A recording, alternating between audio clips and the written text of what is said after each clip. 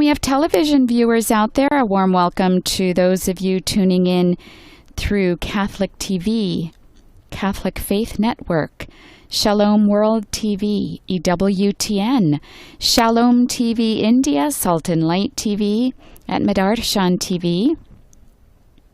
And to our radio listeners out there, a warm welcome to you as well.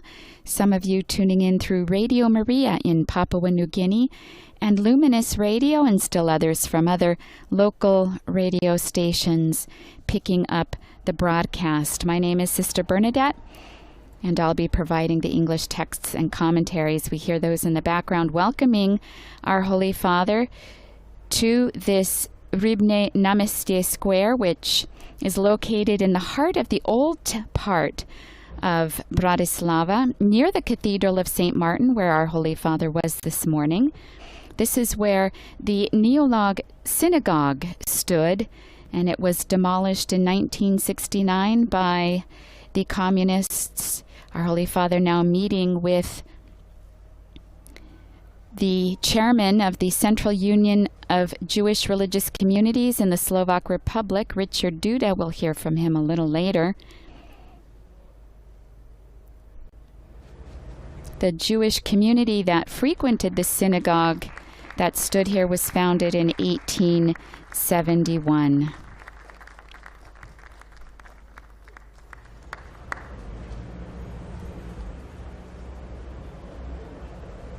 People now taking their seats. Our Holy Father sitting now on the stage. This also serves as a Holocaust memorial, since the majority of the Jewish people in Bratislava perished during the Second World War in the Shoah. Vaša Excelencia, Pápež František, drahý preživší holocaust. We now hear from Richard Duda, chairman of the Central Union of Jewish Communities in Slovakia. V strednej Európe, založenej na kresťansko-židovských tradíciách, existujú miesta zhmotňujúce symbiózu. In Central Europe, which is founded on Judeo-Christian tradition, there are places that incarnate the symbiosis between Christians and Jews. In Bratislava and in all of Slovakia, there are many of these places. We are in a city where emperors and empresses were crowned in the cathedral, and where one of the most important personages from Judaism worked, Rabbi Shatam Sofer, known throughout the world. And we find ourselves exactly in an extraordinarily symbolic place. It is filled with historical memory. Here, the Christian and Jewish places of worship stood side by side. The inhabitants of this multi-ethnic city prayed here to the same God, and experienced together moments of joy and concern that life brought them.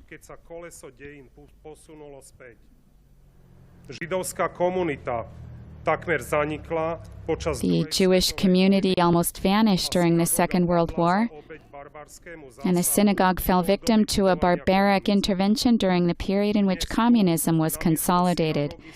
Today, where the synagogue stood, there is a memorial dedicated to the victims of the crimes of the war, a memorial of the Holocaust. It is a moot bearer of the message to future generations that evil triumphs when bad persons rise to power and good people do not find the strength or the courage to resist evil. Slovakia is a country that has experienced both. The witnesses of courage and the willingness to risk one's own life are proof that the majority of Slovakians were good men and women. For the Jewish community in Slovakia, today is a turning point, a historic moment, because your steps as Pope have brought you to this place of remembrance of the thousands of lives lost among the members of our community. We greatly appreciate this gesture. The errors of the past must not be forgotten so as never to again be repeated. May this place, too, convey the message regarding collaboration between Christians and Jews. We have tried to intensify this in the last few years. We have organized many conferences, exhibitions, and conferences on topics that unite us. We are convinced that ongoing communication is the most important principle to guide the development of Jewish-Christian relations. Only through this can a stable and peaceful coexistence become a reality. We hope that the sincerity and willingness for open dialogue might allow us to finally put to rest the dark aspects of this coexistence that affected the relationships between those living in this land 80 years ago during the terrible conflict of the World War. Love of neighbor holds a central place in Christianity as well as in Judaism. If the commandment of love were to be translated into laws and institutions, it would be possible that society would become just. This is what we all want. Love eliminates boundaries. It eliminates reasons for tension. It overcomes conflicts. In Slovakia, we say, love moves mountains. With my beloved wife, we have been an indissoluble Jewish-Christian couple for 3 decades. Our relationship is a small universe built upon mutual esteem, respect, and understanding. I am convinced that harmonious family relationships are capable of assuring stability in society and throughout the entire world. In societies where religious or ethnic affiliation will only be opportunities for reciprocal enrichment and peaceful coexistence.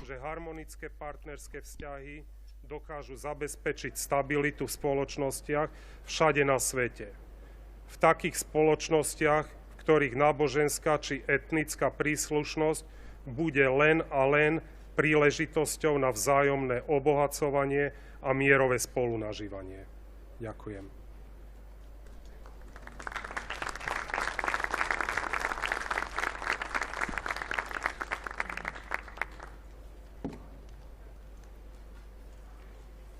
We just heard the greeting of the chairman of the Central Union of Jewish Religious Communities in the Slovak Republic.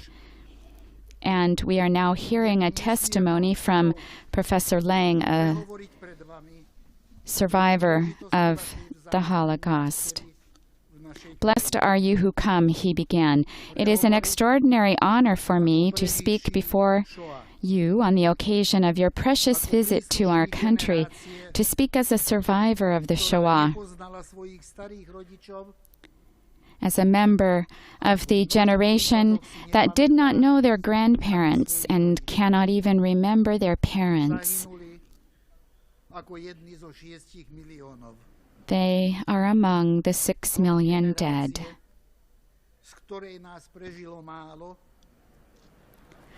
I am from the generation that survived, because there were valiant men and women who did not capitulate before evil, and risking their own lives hid us until we were liberated.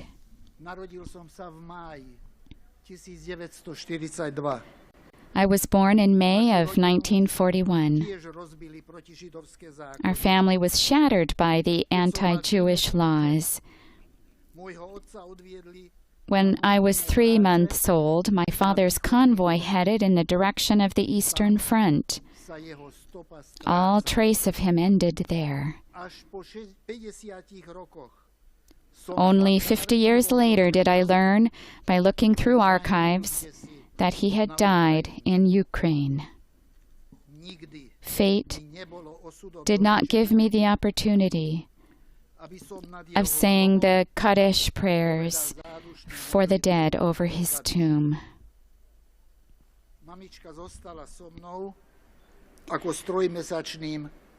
My mom remained alone with me. In 1944, they deported her from Budapest on one of the convoys. Those who later returned recounted that she had died somewhere in Germany during the March of the Dead. When I got sick, they brought me to the hospital. že zahynula niekde počas pochodu smrti z tábora v Ravensbrück v Nemecku. The courageous nurses protected me by writing names of infectious diseases on the door of the ward, thus discouraging the armed men from entering. Nás, deti, chránili tým, že na dvere During a bombardment that even hit the hospital, about 15 children and one nurse survived. infekčných nemocí. A toto odradilo ozbrojencov, aby tam vstúpili. Počas bombardovania, ktoré zastihlo aj nemocnicu, nás v kryte prežilo asi 15 detí a jedna sestrička. Je mi doživotne ľúto, že som sa jej nemohol neskoršie dopátrať.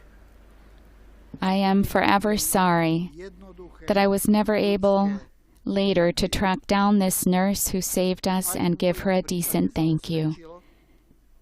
Že kto zachráni len jeden ľudský život, In my case as well, it is true that someone who saves even a single human person 5 rokov trvajúcemu manželstvu is as if they saved the world. umožnila narodiť sa našim 2 deťom a 6 vnúčatám. Posledných 20 rokov sa venujem histórii holokaustu, Through me and the grace of our marriage that has already lasted 55 years, aby sa minulosť that nurse gave me the possibility of having 2 children and 6 grandchildren. And for the past 20 years, I have dedicated myself to the history of the Shoah in southern Slovakia. I am writing a memoir for the future so that the past might never again be repeated. sa neúnavne snažil zastaviť antisemitizmus vtedajšieho In the sad history of the Shoah in Slovakia, there is written in huge letters the name of the charge d'affaires in Slovakia at the time, Monsignor Giuseppe Burzio, who tirelessly sought to halt the anti-Semitism of the deadly regime of that time. No Slovak politician at the time so openly opposed the regime. požehnané dobrým zdravím a dlhým životom. At the same time, allow me to thank you for your generous work, for your personal contribution, and for the humanitarian spirit, fraternity, and tolerance you promote. May you personally and your work be blessed with good health and long life. The third testimony comes from an Ursuline sister. With great trepidation, I find myself here today in this symbolic place in the presence of members of the Christian faithful and the Jewish faithful, with whom we profess the love of the same God. We profess and love the same God. Our common story, our common history is marked by great suffering, but there are also moments that enkindle hope, that in every age there have been persons who deep within their hearts are filled with love toward God and neighbor. We are filled with sincere pride, but also gratitude for every Slovak who opened their doors and their hearts. All the more so because there were also the doors of our monasteries, boarding schools, and the doors of the houses or apartments of our students' families. We are grateful that our sisters, who understood the sacredness of every human being created in the image of God, had the grace to do something to save the lives of these people. The news has been conserved that the sisters were evacuated from Bratislava to a castle in Svatikryc, which was offered to them by Bishop Andrzej Skrabik. There they cared for a group of children, among whom there were also Jewish children. This we know from someone who survived, Mr. Thomas Frankel, who lives in Vienna, and who gladly told us about this. Another testimony comes from Mrs. Gabriela Karin, an artist who lives in Los Angeles, and from Mrs. Erika Branikova, who lives in Bratislava. Both were students of the Ursuline Sisters College in downtown Bratislava. They were hidden there together with other Jewish girls. Their parents would come every day to visit them until they could find a hiding place for the entire family or until someone helped them escape from Bratislava. It is symbolic that today the Apostolic Nunciature is located in another place where the sisters hid other Jewish children together with their families. The already mentioned Mrs. Banzakova had brought a young mother, Edith Schwartz, there, together with her 1.5-year-old daughter and later her friend, Frida Haselnusova.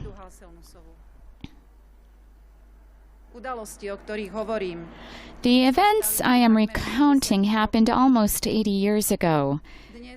Today, we are happy to note that there is a vibrant collaboration between Jews and Christians in Slovakia,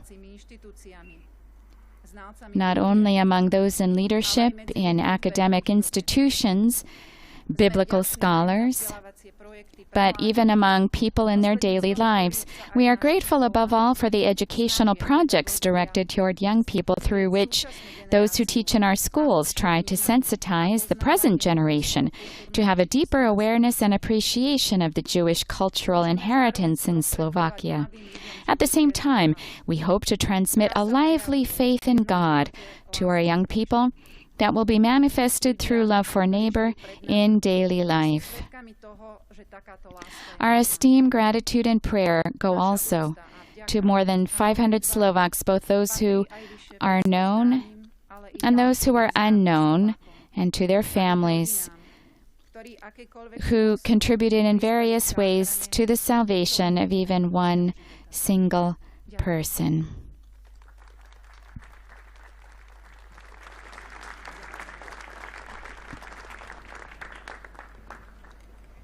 We've now heard 3 different greeting and 2 testimonies here at Rybné Namestie Square. Our Holy Father will now speak to those gathered here in this place that is a memorial both of the Shoah and the synagogue that stood here until it was destroyed in 1969 under the communist regime. Cari fratelli e sorelle, buonasera. Dear brothers and sisters, good afternoon. I thank you for your kind words of welcome and for the testimonies you have offered. I have come as a pilgrim to visit this place and to be moved by it.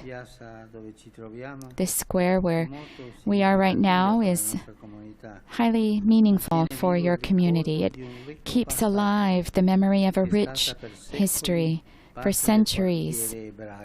It was part of the Jewish quarter. Here the celebrated Rabbi Shatam Sofer labored. Here a synagogue stood alongside the Cathedral of the Coronation.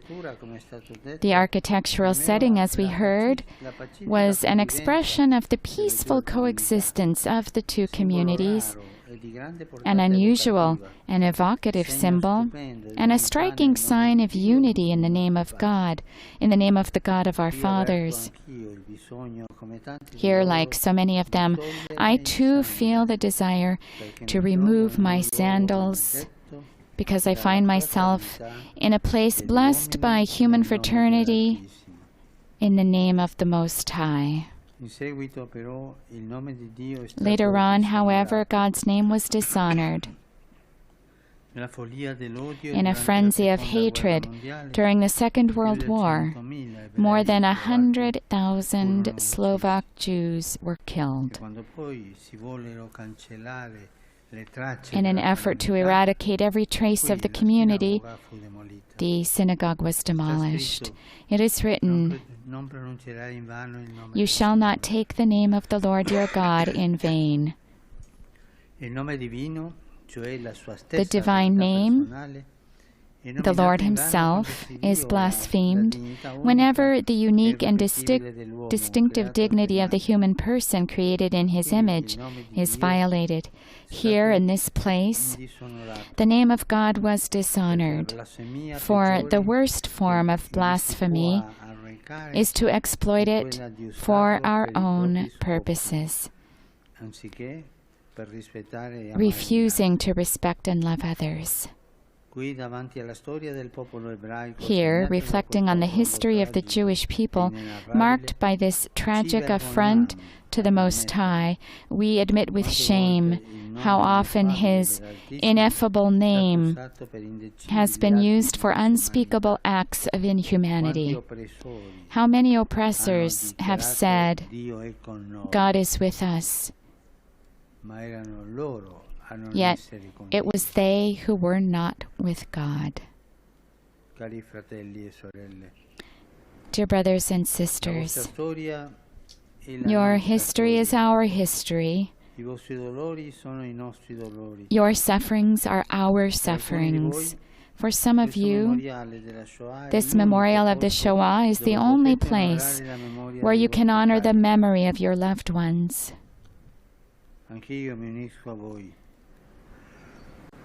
I join with you in this. The word Sekor, remember, is inscribed in Hebrew on this memorial. Memory cannot and must not give way to forgetfulness, for there will be no lasting dawn of fraternity unless we have first shared and dispelled the darkness of the night. For us too, the prophet's question echoes, "Watchman, what of the night?" Now is the time when the image of God, shining forth in humanity, must no longer be obscured. Let us help one another in this effort, for in our days too, so many empty and false idols still dishonor the name of the Most High, the idols of power and money that prevail over human dignity, a spirit of indifference that looks the other way, forms of manipulation that would exploit religion in the service of power, or else reduce it to irrelevance.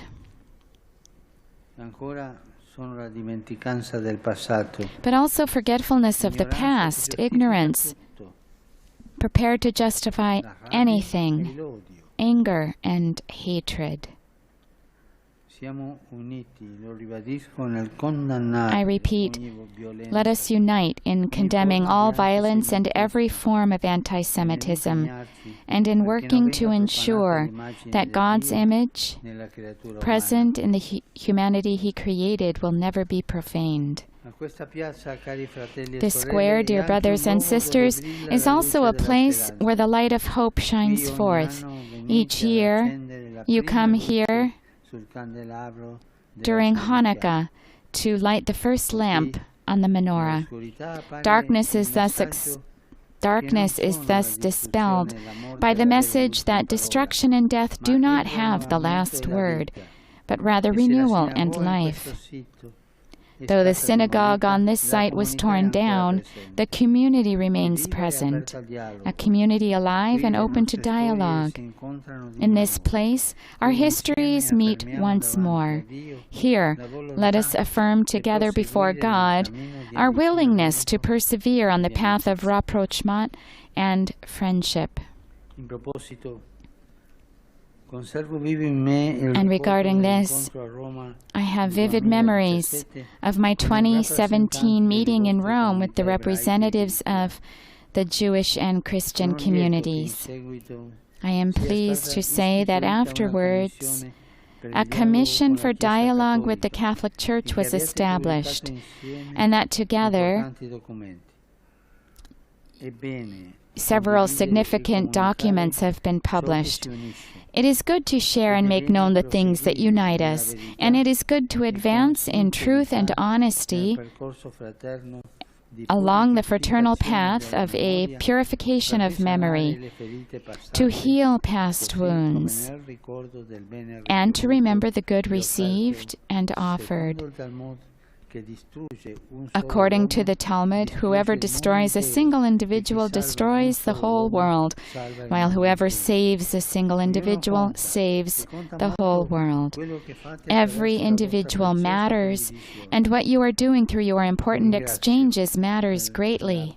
I thank you for the doors you have opened on both sides. Our world needs open doors. They are signs of blessing for humanity. God said to our father Abraham, "By you, all the families of the earth shall be blessed." This is a recurring theme throughout the lives of the patriarchs. To Jacob, Israel, God said, "Your descendants shall be like the dust of the earth, and you shall spread abroad to the west, and to the east, and to the north, and to the south.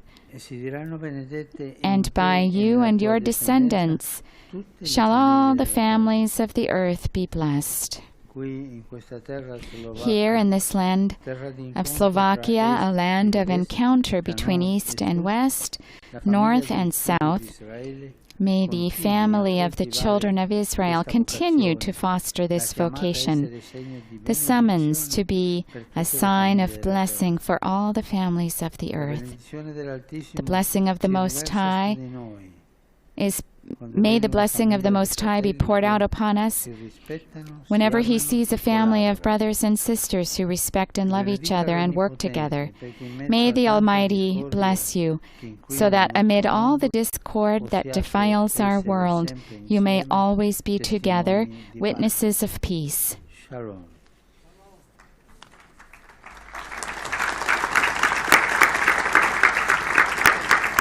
Our Holy Father addressing the Jewish community here gathered at Rybné Namestie Square. Excelencia, pápež František, dovoľte, aby som vás pozval zapáliť sviečky ako na pamiatku obeti Shoah.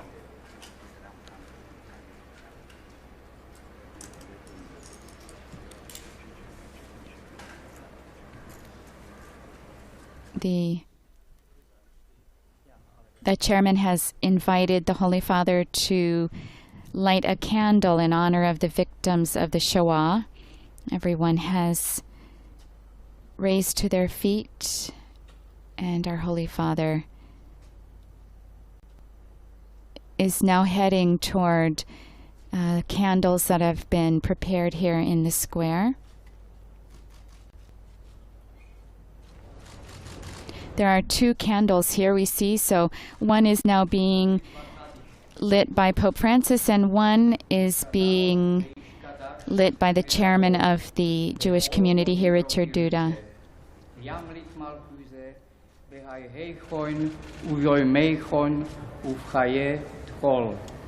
Bes Israel, Baagolo Vizman, Korif, Ivru, Omen.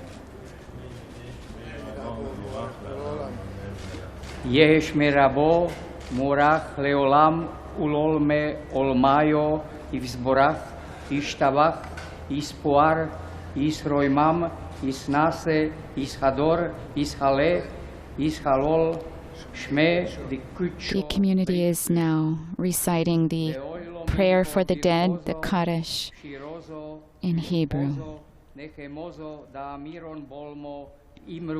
Amen. Yeshlomo rabo min shmayo chaim oleinu al kol Israel imru. Amen.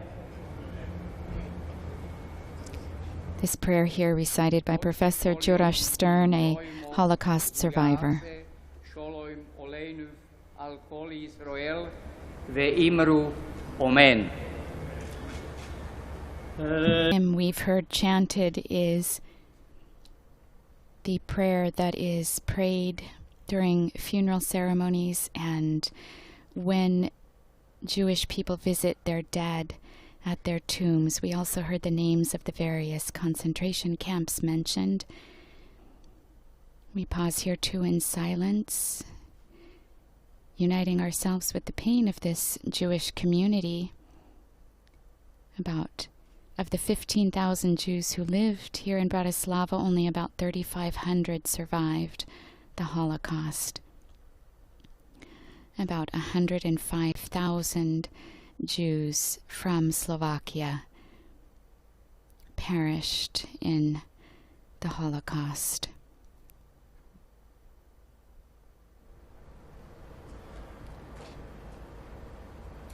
The roots of the Jewish community here go back to the early 1200s. Now our Holy Father presenting his gift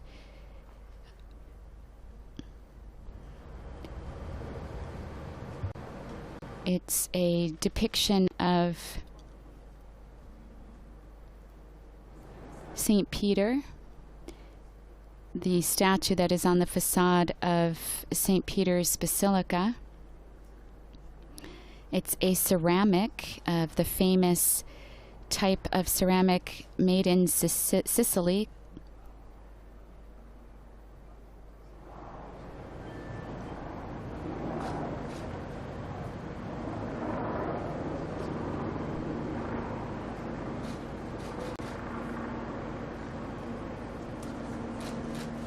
Our Holy Father now also giving a rosary to the wife of the chairman of the Jewish Union here, whom we heard during his discourse is Christian.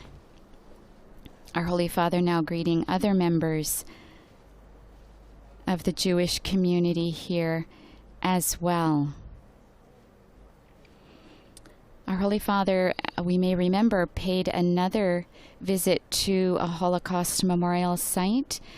In July of 2016, he paid an emotional visit to the Auschwitz-Birkenau Memorial and Museum, the site of the Nazi concentration and extermination camp, where more than 1.1 million people, mostly Jews, were put to death in Poland.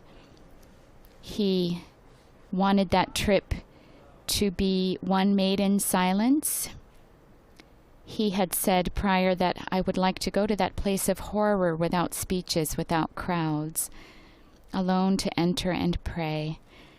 And he also said, may the Lord give me the grace to cry. And I think at this point we can all, having heard these testimonies and seeing this community here, some of whom are descendants of Bratislava's Jewish population, but also survivors. Here we see the professor who provided the first testimony and the Ursuline sister providing the testimony of what the women religious did to save members of the Jewish community at the risk of their own lives.